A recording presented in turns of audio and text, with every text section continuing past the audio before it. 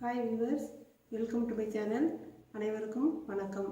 இன்று நாம் செய்யப்போவது ஆரஞ்சு பழ தோலை வைத்து எப்படி ஊறுகாய் செய்வது என்று பார்ப்போம். பொதுவாக ஆரஞ்சு பழத்தை சாப்பிட்டுட்டு தோலை தூர எரிஞ்சிருவோம்.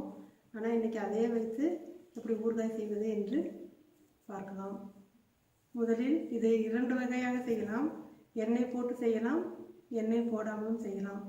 முதலில் நான் செய்ய போவது எண்ணெய் போடாமல் எப்படி செய்வது என்று காண்பிக்கிறேன். ஆரஞ்சு பழ தோலை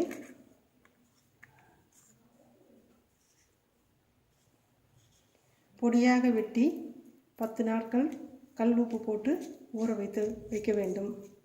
நன்றாக ஊறியதும் அதில் தேவையான அளவு மிளகாய்த்தூள்,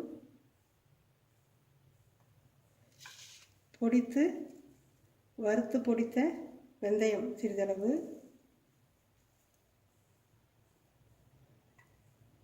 பெருங்காயத்தூள் சிறிதளவு,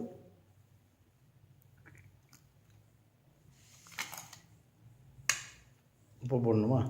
உப்பு ஏற்கனவே போட்டிருக்கு, சரி. அதனால் உப்பு போட வேண்டியதில்லை. இது நன்றாக ஊறியது. ஊறுறதுக்கு என்ன உப்பு போடணும்? கல் உப்பு போடணும். கல் உப்பு போட்டு நன்றாக ஊற வைக்க வேண்டும். இது நார்த்தங்காய் சுவையோடு இருக்கும். இது வந்து குறிப்பாக தயிர் சாதம், சாம்பார் சாதம் எல்லாத்துக்குமே தொட்டுக்கொள்ளலாம். ஊற வைத்த நார்த்தங்காய் எப்படி இருக்குமோ அதேபோல் இந்த ஊறுகாய் இருக்கும்.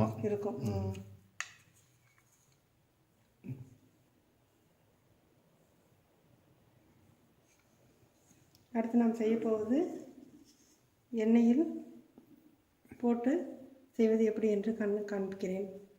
இது 2 ஆரஞ்சு பழத்தோலை வெட்டி பொடியாக நறுக்கியது. அதற்கு தேவையான வறுத்து பொடித்த வெந்தய பொடி, கடுகு தாளிப்பதற்கு, பெருங்காயத்தூள், மிளகாய்த்தூள், உப்பு, புளி கரைசல் இந்த அளவு கரைத்து வைத்துள்ளேன். அதற்கு தேவையான அளவு சிறிதளவு வெல்லம். முதலில் அடுப்பை ஆன் செய்து கொள்ளலாம்.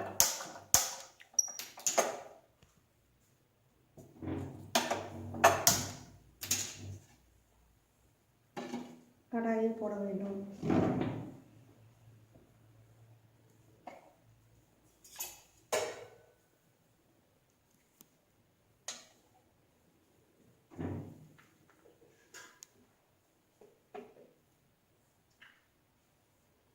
தாளிப்பதற்கு தேவையான எண்ணெய் கொஞ்சம் கூடுதலாக ஊற்ற வேண்டும். எண்ணெயிலேயே அந்த தோல் வதங்க வேண்டும்.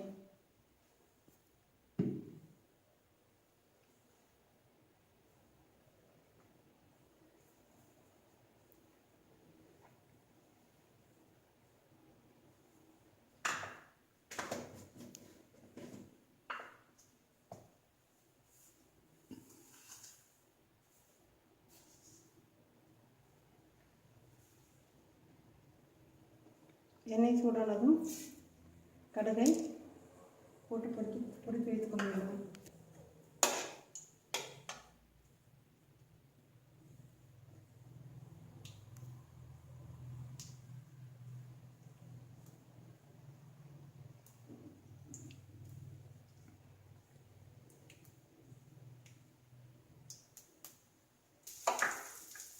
பெருங்காயம் பொடித்தவுடன்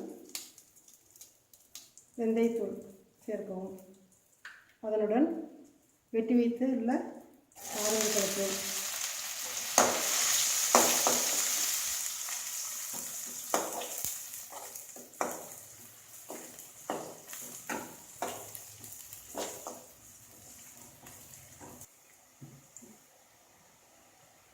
இதில் கரைத்து வைத்துள்ள புளி தண்ணியை ஊற்றவும். இதற்கு தேவையான அளவு மிளகாய்த்தூள்,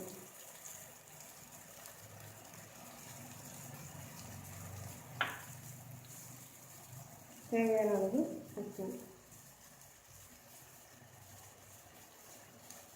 இது நன்றாக கொதித்து புளி தண்ணீருடன் நன்றாக வற்றியவுடன் கடைசியாக வெல்லத்தை போட்டு இறக்கினால் ஆரஞ்சு பழத்தோல் ஊறுகாய் ரெடி.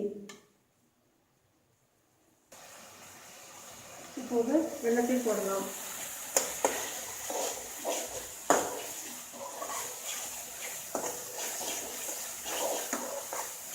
இப்போது சுவையான ஆரஞ்சு பழத்தோல் ஊறுகாய் ரெடி. இப்போது ஊறுகாய் ரெடி ஆகிடுச்சு. இந்த ஆரஞ்சு பழத்தோடு வைத்து உப்பு போட்டு எண்ணெய் ஊற்றாமல் வெறும் மிளகாய்த்தூள், பெருங்காயத்தூள், வெந்தயப்பொடி மட்டும் சேர்த்து வைத்தது. இந்த ஊறுகாயை வெட்டி, இந்த எலுமிச்சம்பழத்தோலை வெட்டி 10 நாட்கள் கல்லுப்பு போட்டு ஊற வைத்து கொள்ள வேண்டும். பொறுமையாக செய்வதென்றால் இதேபோல் செய்து கொள்ளலாம். உடனே செய்வதென்றால் இந்த மாடலில் செய்யலாம், இந்த முறையில் செய்யலாம். இது இனிப்பும் புளிப்பும் நிறைந்த சுவையுடன் நன்றாக இருக்கும். இந்த ரெசிபி பிடித்திருந்தால் லைக் பண்ணுங்கள், கமெண்ட் பண்ணுங்கள், மறந்துடாமல் சப்ஸ்கிரைப் பண்ணுங்கள். தேங்க்யூ.